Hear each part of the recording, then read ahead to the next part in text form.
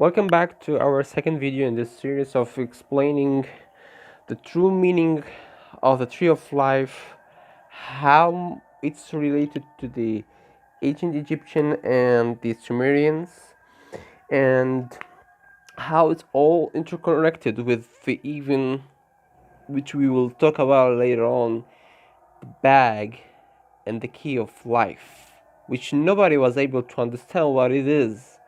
But if you hold on with us for the coming video, we will explain in details all there is we have, and with amazing like connection, like there is this connection with the Tree of Life. Somehow this key is decoded in the Tree of Life. I'm guessing you started to kind of get a kind of a hint about what this bag is coming from if you look at the Tree of Life in this part of it, but we will leave it for next time. For today, we need to first speak about how we were able to decode the Tree of Life. So in the last video, we spoke about that in Arabic alphabets, we have the sequence which we use currently, which is actually wrong, because before the sequence was completely different.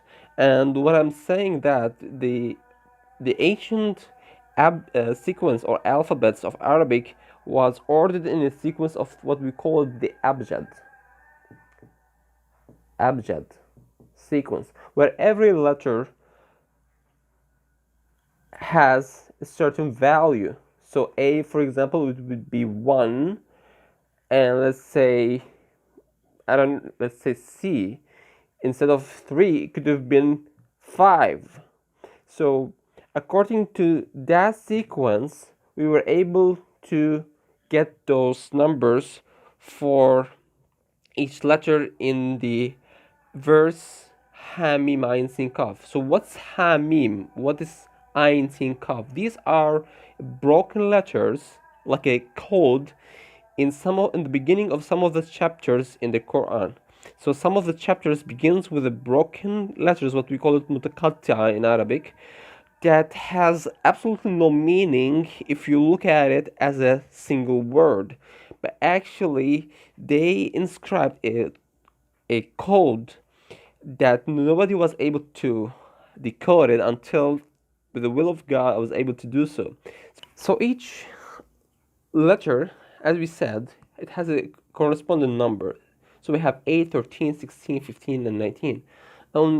At the first glance, I thought, like, why these broken letters were put in separate verses instead of just one verse. So I thought probably there is a kind of connection between those letters or the numbers of those letters with the other one. So I tried to write some of equations, trying to see how I can get this number from here or from the other number in the same verse. But then I noticed one thing, that number two, it's always kind of the most like noticeable number that keep repeating in these equations. So I thought, how about if I try to simplify those equations to the minimal and trying to use only the number here and here with number 2? And that's what I got eventually. So basically I was trying to get those numbers from the numbers in group 1 using only those numbers 8 and 13, and in addition to exceptionally number 2. So 8, 13, and 2. And so what we get, 13 times 2, 26. 26 subtracted by what? So every result I'm taking, I'm just using those numbers to continue the equation. So minus 8, I'm getting 18. And then 18 minus 2, I get the first number, 16. Then the same equation I used for 13 times 2, 26. 26 minus 13, again, from the first group number, 13. 13 plus 2 give me the second number. Eventually, I add 13 plus 8, get me 21. The result I subtracted by 2, it get me what? 19, the final number. for some reason, there is this thought came to my mind. I was like, wow, that there is some kind of a relationship between these numbers and these equations. Doesn't seem like it's a coincidence. Like my gut's telling me there is something. I need to try to figure it out. And one thought came to my mind telling me like, why don't you write those equations in the form of numbers inside it and put it inside a circle? Literally, I was not trying to get to the tree of life at all. And so I did so. For example, now what you see in here, it's not a random thing. It's actually based on the equations that is we have derived from these broken letters. And so basically, for example, I want to give you an example. For example, when I say 13 plus 2, what we get? 15. It's the equation over here, right? 13 plus 2 equals 15, right? And so if I would say 18 minus 2, what I will get? 16, right? And that's the equation, right? So everything in here is not just a random thing. And after I started to draw it, it wasn't looking like that. It was looking literally like I would put it in here. So it was basically looking like this. And when I started to look at it, I remember that 1 year ago, literally 1 year ago, I completely forgot about the tree of life at that time when I was decoding it. And then I was like, I've seen this shape before. If I just move this one a little bit, that one down a little bit, and I was trying to get 21 minus 2. I wanted to relate each other. And then I stopped from here. And then I would search for the tree of life, and I was looking like how many circles, they call it ciphers. How many circles do we have? I learned it has 10 ciphers, 10 circles. And it's looking exactly like the shape that I came to with my equations. And then I was like, what am I gonna put like the 19, 21 minus 2? It should have been here. I mean, there's no other way for it. And that's exactly how I came to get this shape. And the more I indulged myself into trying to decode this tree of life, the more that I found that I came to the sacred knowledge that the Kabbalah and so many others for thousands of years probably they couldn't able to achieve.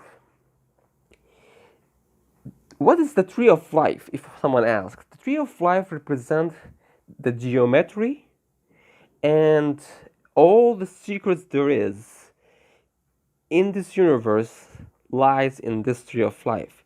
So if we call this the beginning, and then that's the expansion, and here's the malakut, what they call it, the earth, let's say. In Hebrew, they call it malakut. Malakut. So, like everything you design, it has to have a base, a start. And one of this researcher, 1 year ago before I started to go this, I was watching this researcher on YouTube talking about how he was trying to find what is the base geometry that is the whole universe is based on or was designed upon. So he did a long research where he eventually was able to decode the tree of life by guessing, and with he hadn't any of these numbers. He was just trying to use the tree of life as a symbol without any numbers inside. Eventually, he was able to come to the conclusion that if you get 64 tetrahedrons, so this is the tetrahedron. So if you have a 64 tetrahedron combined together in a male and a female form, if you take 64 of these, what you get? You get what is called the vector equilibrium. So basically, from the intersection of these 64 tetrahedra, you will get what? This design. And this is the most stable geometry that could ever be found in the universe. So he assumed that probably it is the one upon which the whole universe was created. And so when I get this tree of life, and I was looking like, okay, if I sum 2, 16, 15, what I'm getting here? 33. How about if I again came and sum 2, 13, 18? What I'm getting? 33. And we know that the 33 is a representative of what? Of Star of David, right? Which is the formation of what? Of a tetrahedron, male and female.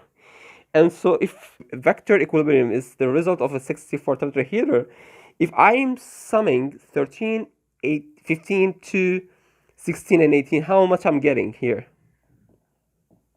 Yes, it's 64. So basically what we have is a 64 tetrahedron that give you the basic the origin of the universe upon which the design has been made. And so if this is the beginning, and how about the expansion? Because we know that the universe is expanding, and even the Quran, God said, and we are expanding in the universe. So inside this tree of life, there is what we call it the key of life. Now, for every key, you need to have a lock, right? Where is the lock in here? The lock actually, it's this box.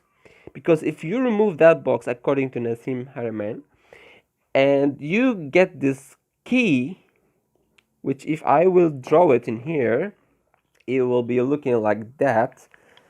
So we have 215, 216, and when I come get this one, so basically if I removed and this one, so if I remove this box by unlocking it with the key of life, which we will talk about it next video, how much the sum of this 2, 15, 16, 21, 19?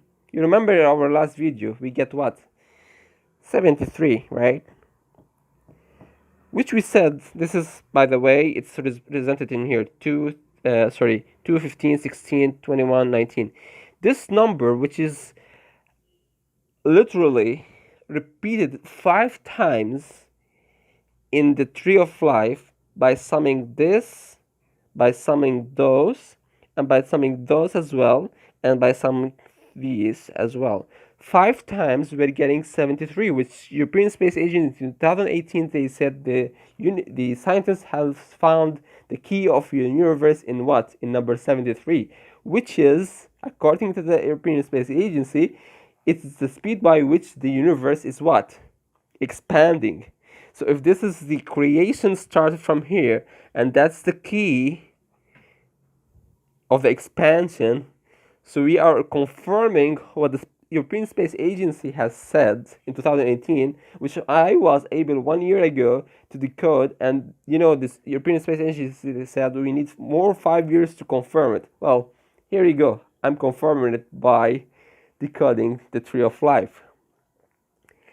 Now, if someone asks like, all right, great, we are having the speed of by which the universe is expanding, we have the design structure of the base foundation of the universe.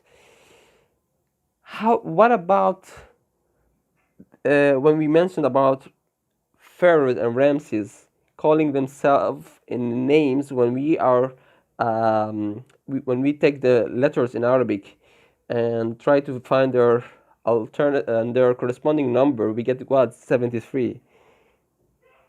I mean, can we eventually be able to read the Egyptian hieroglyphic in the right and the correct way?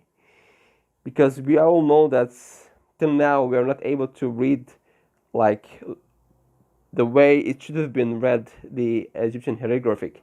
This can be a huge step towards able to read the hieroglyphic scripture in the right way that it should be read by.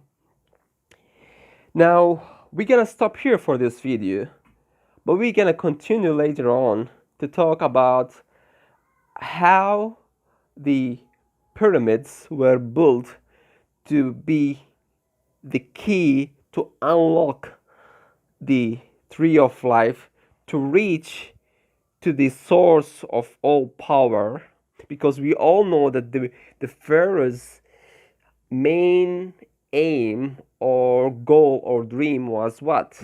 Immortality. And to be able to get the immortality, you have to get to the source of what? Of power, of creation.